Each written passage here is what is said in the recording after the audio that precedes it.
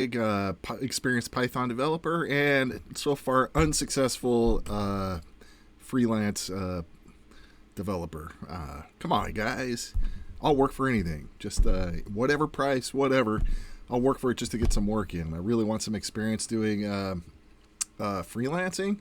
And so far, I've had limited opportunities. Not even like, barely any, bites. Some views on my portfolio and playlist, but I'm not successful yet getting any jobs. So I'd love one. So please consider me. Anyway, I've been doing this series on software development, and lately I've been working on. I want to present a project in steps rather than just all show it all at the end. I want to show the pieces on how things are going.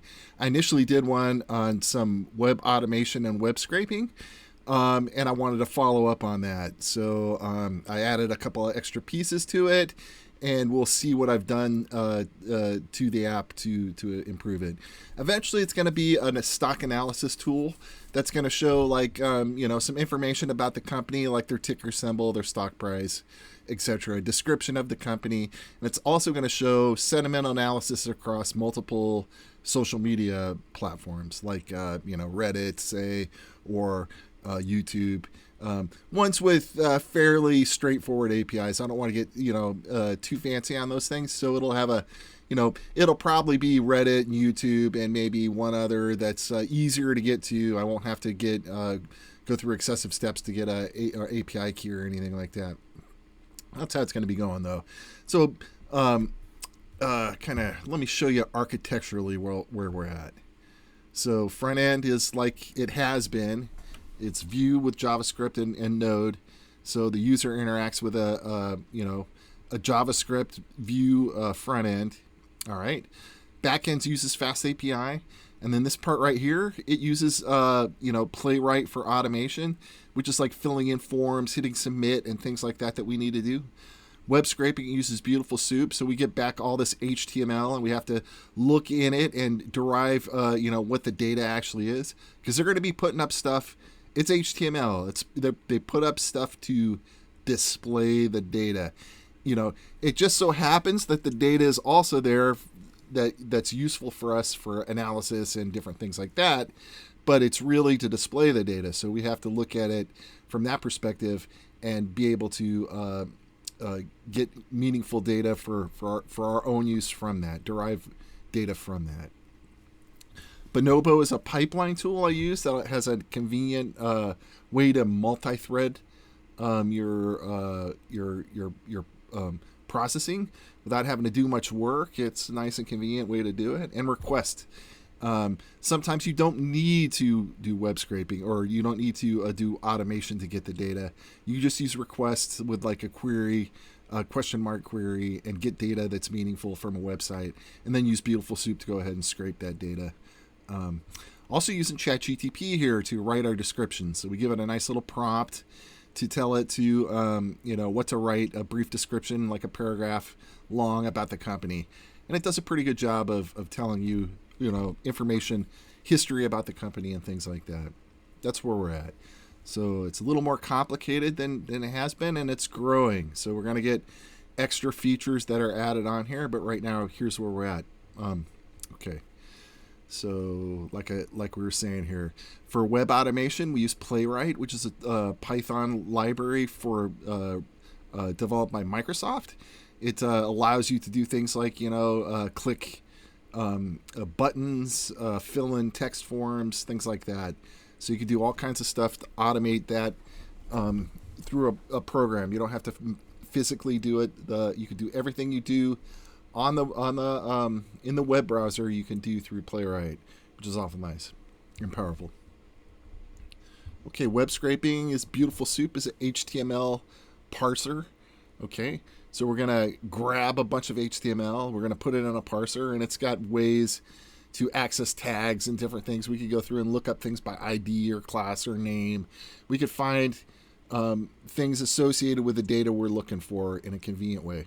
So it makes it easier to parse through that stuff. Not easy, but easier to parse through it and find, the data we're looking for. Okay. Finally, for multi-threading, we're going to use Bonobo, which is it's an ETL framework. We're not going to be using in a strict ETL sense because there's no real loading going on here, or even much of a transformation. It's basically just extraction. So we're really only using the E part of the ETL. A little bit of transform when we start getting into the sentiment analysis, but for now it's just we're using the E part, and that's it. The nice feature that it has is that it multi-threads your DAG, so we'll write a couple of DAGs to extract this data, and then it'll multi-thread them, so it'll run them all in parallel, and we'll see what the benefit of that is performance-wise. All right, so as a reference to the architecture diagram, the whole application is built with Docker Compose, and we'll go ahead and go through those steps again. Everybody who's seen these videos has probably seen this 3 or 4 times, so they're going to be yawning through this one, but we'll go ahead and do it. Okay, so first step in the Docker Compose is we're going to build it. See this open API key? We're passing that in as an environment variable. So that's the key you get from ChatGPT that allows you to use their APIs, their REST APIs.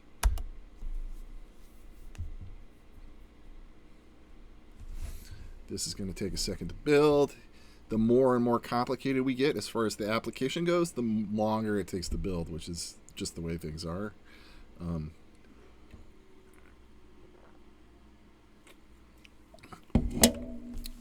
The part that added the biggest hit was Playwright, which makes sense because it includes a lot of different headless type browsers, so you can test. You can test your app running in different browser environments. So you can use it as a test tool for that. You can do asserts and different things with Playwright. So it's very much like Selenium Lite, right? So Selenium's been around a long time. It's heavyweight these days, it just is. It's hard to get up and running and hard to use it, whereas Playwright's kind of much lighter weight and easier to use. So I'm using Playwright here. Easier to use programmatically too from within a Python program. So that's what's going on. That's why it takes a little while longer to build. Should be getting towards the end here though. We'll see.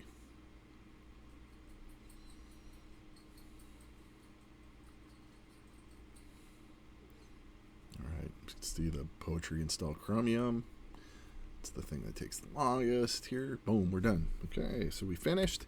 We're going to bring our application up using Docker Compose up. So 2 commands to build both the front end and the back end, and to 1 command and to deploy it. So deploy it in Docker. Yeah. If you did a Docker PS, you would see both of those applications running, both those containers running. All right, so now we're going to go look at our app. So we're going to load it. It's on port 1005. I have it running on localhost. We can see we come up when we got our stock analyzer tool. This is like our initial page. It shows, just the various things we use to create it. And it gives you a prompt here for a company that you're going to enter.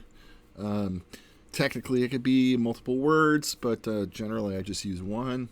And you see here we have the option to run our queries single or multi-threaded. So we're going to go ahead and say, look at Pepsi. All right, it's going to go out and do some searches for a logo. It's going to create a description for it. It's going to get some stock info, and boom, it's going to tell you.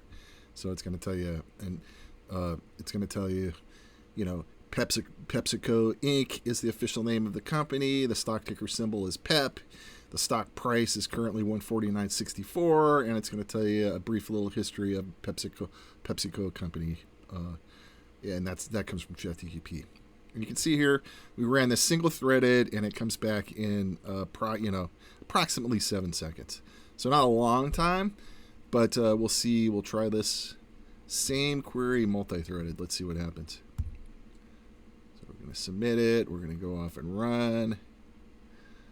All right. And it's going to do all these same type of things, but it's going to do them in parallel, and then it's going to bring them together, and we'll see what our time ends up being.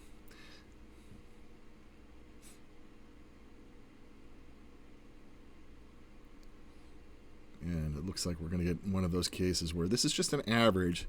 So what can happen here is, since you're relying on the web pages themselves, even though you're multi-threaded, you could end up with one that takes a long time. Oh, here we're going to get a course. All right, so that usually means we have to reload. So we'll just reload our web page. We'll do this whole process again. Single-threaded Pepsi.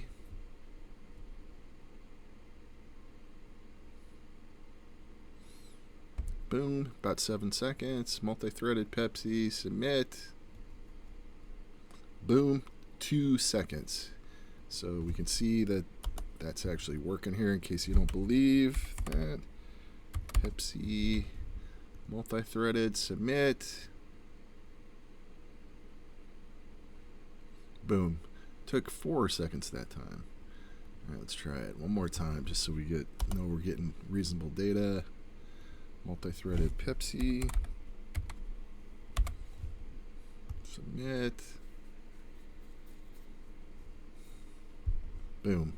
Takes about 4 seconds. All right, so the 3 was a little bit of an outlier.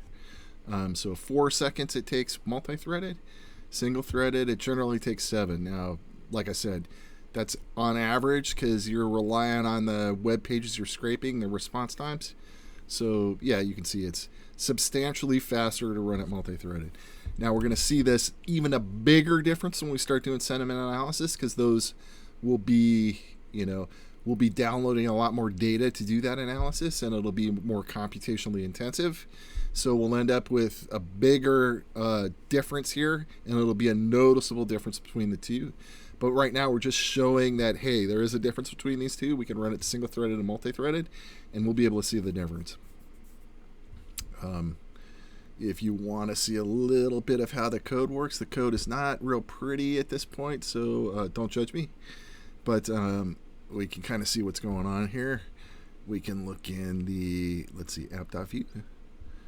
It's not real commented or pretty, but it basically has a select option, single-threaded or multi-threaded, and it will, based on that, it'll call a multi-threaded call or a single-threaded call, and it'll either do a series of API calls or one API call to get all the data if it's multi-threaded. Okay, and then on the back-end side, we'll take a look at what's going on the back-end, source endpoint.py. Here's our backend query, which is using Bonobo. As you can see, we're creating several different pipelines that run in parallel. Ones that extract the logo data, ones that extract that description, which is calling ChatGPT, one that does the stock info extraction. And if you can see up here, they're just basic simple calls that call the single-threaded version of the call, but they're doing it in parallel. So, and you look up here, you can see that the get stock info call is actually doing the HTTP lookup to this website, stockanalysis.com. All right, it's using request library. All right, you can see get description here is using OpenAI ChatGPT, basically with a role and a prompt, etc. All right, and we can see up here that we're using automation and using the website Brands of the World to do a search for the logo. So that's how it's all being done. That's how it all comes together. All right. Okay, I hope you enjoyed that. It was fun to do, and it's a work in progress. Like I said, we're going to have some sentiment analysis going on next. So the final piece of this is going to be sentiment analysis across 3 different social media platforms. I hope. All right, it could be 2, but I'm shooting for 3. So we'll see what happens. Good luck to y'all. Whether you choose me or not, find a good freelancer and go with it. And hopefully you'll have no matter who you get, I'm hoping that they do great for you so that you'll be, more willing to hire someone like me who, like I said, I got a lot of experience. I'm semi-retired. I just need some work, and I don't even mind doing, I don't mind doing really, low-priced work because I just want the experience right now. I have 0 experience, and I'm kind of wanting to try to get some more. So really consider me if you can. Thank you very much.